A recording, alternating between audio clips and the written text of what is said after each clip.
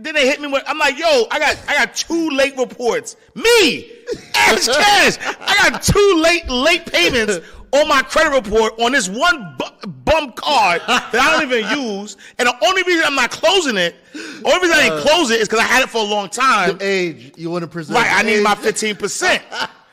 And how many points is that? You said 15% is. So 15% is 82.5. I need my 82.5 points.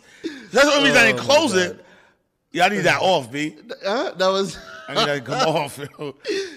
Like, do you think you're the only one that's suffering from this? Oh no, I can guarantee there's other people. And you're financial. Like, I'd like to think you're financially savvy and very financially responsible. Yeah. But you see, because you don't know the things that you don't know, the people that do know the things you don't know use the things that you don't know against you because you just don't know it. Yeah. Right. So how do I get it off though? So first of all, the late payment letter. Yeah. Right? The late payment letter, I have the late payment letter. Yep. So what I'm going to do for you is I'm going to get that situated and we're going to send that off, right? Yo, listen, insiders, we're going to do a new series called Behind the Vault. So even after this episode, we're going to talk.